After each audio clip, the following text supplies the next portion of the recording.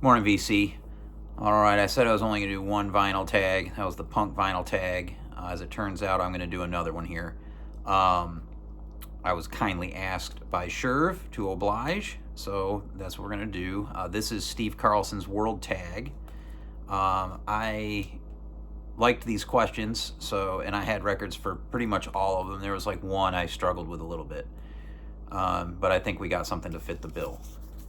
So we got 15 questions, not 20, so it ain't gonna be too long here. First question, show a reggae album or reggae inspired album maybe? I can't remember what the whole question was. Johnny Osborne is what I picked for reggae. His album Truths and Rights on Studio One. Early copy of this. I forget where I got this, maybe Carolina Soul. Or one of those, maybe the one in place in New York that does a lot of reggae on eBay. Fantastic roots reggae, maybe one of the best examples of that genre. There's not a bad cut on this. This is Desert Island disc. Album in a different language. This is the first one that came to mind. The Thievery Corporation, The Mirror Conspiracy, great duo from the DC area. Their albums really change from album to album on what they're doing. Musically, everything. Although they do keep, the DJ thing. I don't want to say electronica, like Mazzy says, but whatever. This though has female vocals throughout in French. Sublime stuff. This is a late night, throw it on, panty dropper. You're gonna be doing well. You can play that record. Album with a tribal beat. This is the first one that came to mind. The opening of this record is total tribal beat. This is Clément Gimon. The album's called Money Makes Man Mad. This is from 1979 on the Nigerphone Records label. This is a very difficult record to find. There was a guy in LA, I want to say his name was Matt. There's a couple Matts in LA that sell records, but he shut his shop down during COVID and sold from his home a bunch of African originals, and I got as many as I could. So this isn't in the best of shape, but the beginning of this record is so badass. Tribal beat. This gets into some funky territories, and it's 1979, so leans a little disco, but it's an Afrobeat record, and it's one of the best. Phenomenal LP. Clément Gimon. I think that's how it's said. I could be wrong. Album from the Far East. Don't get any Far East in the Far East Family Band.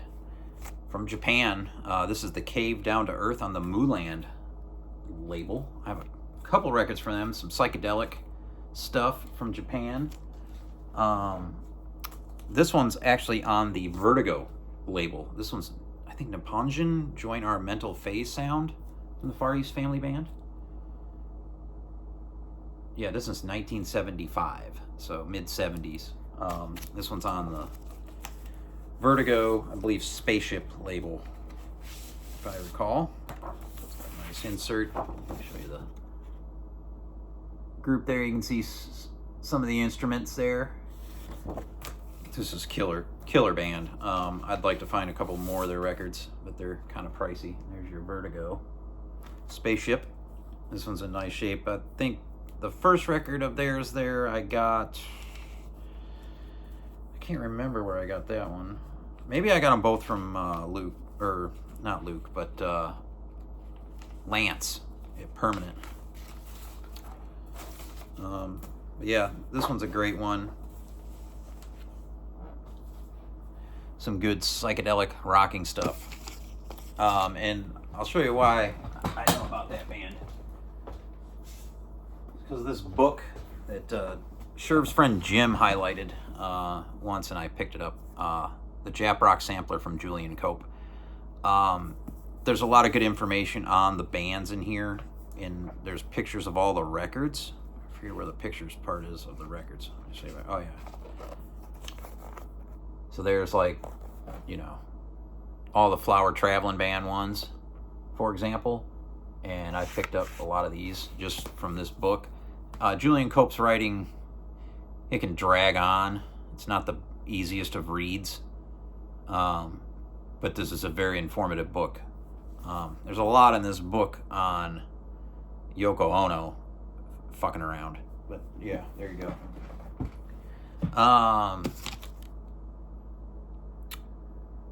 Album that uses a sitar. This is about as good as it gets for sitar. The Sitar Genius of Nikhil Banerjee. And I can't remember what year this is from. This one's phenomenal. This is a minty copy in the shrink. Got this from Sorry State Records, of all places, a punk shop in Raleigh, North Carolina.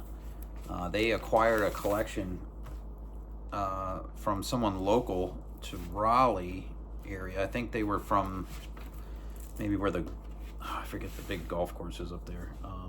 But this had belonged to Miss Viola McLean, and it came with a nice card that talked about her, and some of the 50% of the purchase went to her scholarship fund. So that was really cool. She took very good care of her records. There was a lot of great jazz in there, but this is the only record I was able to get. It's in just pristine condition, and it's a I've never seen it in a shop. It's one that I think Teddy highlighted many years ago, and I was surprised to find it where I did. But it's a brilliant record with the tabla accompaniment, which I love, as you know. But she was a philanthropist, an MLK marcher, Black History exhibitor. She did a lot for the movement. She would be appalled at what's going on right now in this country.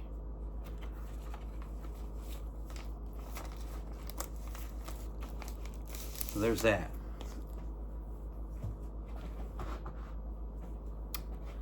Next, a Scandinavian album. We're going to show you one from Sweden. Maybe the best jazz trio I've ever heard. Jan Johansson. And this is Inner Trio. An original on the Megaphon label from Sweden. George Rydell's on bass, Eagle Johansson on drums. Jan Johansson is a phenomenal pianist. Any of his records I recommend. He's iconic in Sweden. And here's your Megaphon label. And this is a beautiful copy. I got into Jan Johansson many years ago, and kind of went on a binge and got as many of his records as I could find, and I haven't seen any since. I don't ever hear hardly anybody talk about Jan Johansson. I love his records. Have quite a few. A few more I'd like to find, but it's been a while since I've looked for them, but they all usually have to be procured online. There's that. I think I found one in Repo, actually. An early one. Album from Africa. Well, the best album from Africa for me, and the most important, has to be Witch, Lazy Bones. The pinnacle of Zamrock from Zambia on the Zambezi label. This is an original first pressing, got from Dylan when he had boots on the ground in Zambia, shipping him records. Not the best of copies, but affordable compared to what it goes for. I've seen these go up to $3,000, and I paid nowhere close to that. Like, not even nowhere close to four figures. So, yeah, much thanks to Dylan. I got a lot of Zamrock from him. I know Steve did as well. That's just the best example of Zamrock. It just absolutely jams. And which stands for We Intend to Cause Havoc. And are still the one, I think the leader is still alive and still playing. Album from Australia. This is the only album I've ever ordered from Australia. I waited years and years and years to see if one would pop up on Discogs in the States. It's just never happened. It was only ever in Australia, copies. And I probably let 5 or 6 years go by, and then I finally pulled the trigger on it a few years back, and got Brian Brown, Bells Make Me Sing, on the Aya recording label.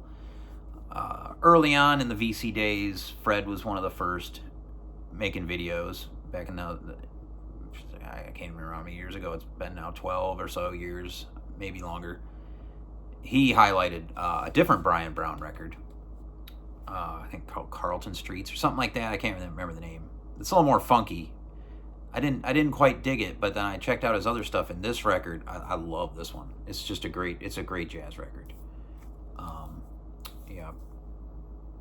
Who's all on this? I think it's all Australian players. Brian Brown plays soprano, sax, flute, pan flute, synth. Bob Settergreen's on piano. Yeah, these are all Australian dudes. The Brian Brown Quintet, Bells Make Me Sing.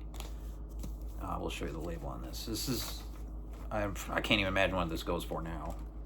This wasn't a cheap record then. There you go. There's your Aya recording label. There's one other record of his I'd like to find. Again, it's only ever in Australia. It's so expensive to get records shipped from over there. Usually about $50 or so shipping. Album from South America. This is one that came from Dylan and Noble Records. This was his personal copy until he upgraded. This is Papo's Blues, and this is a white label promo from Argentina. What do I want to compare him to? The Argentinian Grand Funk. I mean, this absolutely fucking jams. Very rare record. It's got an interesting kind of textured cover on the Music Hall label in Argentina. All right. Music from an Island Nation. This one was the one that was tough for me. I don't have a lot of island music. But then I thought about this group of records that came out not too long ago, a year or two ago. Sofle Continue's been putting out the Palm reissues, and I thought about Madagascar. Off the coast of Africa, maybe included in as an African nation, but they are an island. And Jeff Gilson, the pianist and music arranger, composer out of France, put together a group called the Malagasy from Madagascar, and they have all these records. There's this one here. I can't remember what they're all named. This is the Redux series, or Redo series. Yeah, this one maybe A Madagascar. And then there's this one, the Newport Paris record. And then this was the Sylvan Mark and with Del Rebena, Madagascar Now. And these are fantastic. I'd love to get originals of these, but they're kind of hard to source. Yeah, great players from Madagascar here on the bass, drums, on sax, Fender Rhodes. Great stuff. Music from the Middle East. This is another one from Noble. Kind of surprised to see it in there, but I was intrigued, so I grabbed it. It's a Tale of Lebanon in Song and Dance, the Al Anwar Festival. It's a mono copy on the Voice of the Orient series on Parlophone. And I'm not sure if this is a UK or French pressing. I think this is a UK English pressing on Parlophone. With the tip-on jacket. Yeah, this was pressed in the UK. A lot of vocal here from this gentleman, and it's fantastic. The music's really good in the background too. It's more of a vocal record, and it's fantastic condition. This sounds great. I really dig this. And it's a really cool Parlophone label. So some music from Lebanon. Tale of Lebanon and Song and Dance. Great stuff. I don't think it was cheap either. I think Dylan had maybe $18 on this. Normally when you find these kind of records, you can get them for, $5 or something, but he had a little bit of a price on that one. Music from a Cold Country. and this came to mind just because of the snowboard videos I watch. I want to say it was a Jeremy Jones one where they were in the mountains in Austria, and it was beyond below zero. They were about gonna die. And I thought of Mats Gustafsson because he lives in Austria. He is from Sweden, however. But so I thought about showing his group. He does the Fire Orchestra, but this is his group, just Fire. This is the album The Hands. So this is just I believe the trio offering. The bass on this is insane. The bass player, Johan Berthling, Andres Werlin on drums, percussion, of course Mats on tenor, baritone, and bass sax. This is on Rune Gramophone, which I believe is out of Norway. So you've got Sweden, Norway, Austria, all cold countries represented in this record, but this is not a cold record. This is killer LP. Highly recommend. Great rock and jazz. What do we got here? Next one, question 13. Garage rock from a different country, I believe, was this question. I didn't write these down all that great. I was going to show a 7-inch, but I ended up thinking about this record. I don't have hardly any garage rock in the collection. This is another Zamrock record that I bought from Dylan, Paul Ngozi, The Ghetto. It's an original copy, but in what I keep in this sleeve is this record here, because this is a Zamrock record. It's not a garage rock record. But when I bought that record, Dylan gave me a copy of this record because it was missing a cover, and he was going to have trouble selling it in the shop without the cover. And that's the Centuries, and I think the album's called Century Connection, and it's not easy to find, obviously, being, I think, also from Zambia, maybe. I'm not sure. Not sure the country on the Centuries. I apologize, but it is garage rock style, a little more than Zamrock. And those are really cool labels. This record is trashed. Another reason why he gave it to me, but it's very cool to have. I think I put it on the player for 5 minutes and I had to take it off, but it is more in the garage rock leaning jams from Africa. And let's see. Favorite foreign LP. That's going to be the Grail of Grails. Bang Nordstrom Natural Music. On the Bird Notes label from Sweden. 1968 mono original. First record to really have solo free jazz saxophone, which is on the B side. He has bass accompaniment on the A side. You can maybe argue Jimmy Jufrey did solo work on one of his albums first, but this is probably the most important of those types of records. This was a huge influence on Mats Gustafsson, and moved free jazz forward. It's very lyrical, though. It's not crazy. It's absolutely fantastic record, and probably the best record in my collection, for a lot of reasons. And definitely my favorite foreign LP. Album of a group whose name is hard to pronounce. And I'm actually going to try to put some footage of this group in here because they came all the way from Niger in Africa and played in my local dive bar here in Charlotte, North Carolina, of all places, at Snug Harbor. And I've been doing these videos for 17 years, not VC videos specifically, but posting live music and then VC videos over the course of 17 years here on YouTube. And I've had some videos of bands get really good amounts of views. I don't really ever pay attention too much to views, but the band Look Mexico out of Florida's for a long time had the most views. One of their live cuts from an old Lunchbox Records performance. But when I posted this, this took off. It's got the most views by far of any video I've ever done, and that's the live footage I took of this group from Niger, and it's hard to pronounce. Les Filles de Illighadad. I'm not sure if I'm even saying it correct. but yeah, these ladies are absolutely incredible. It's very repetitive stuff. They have a water drum live, which is very cool to see, and how it fits in with the music. This is on Sahil Sounds.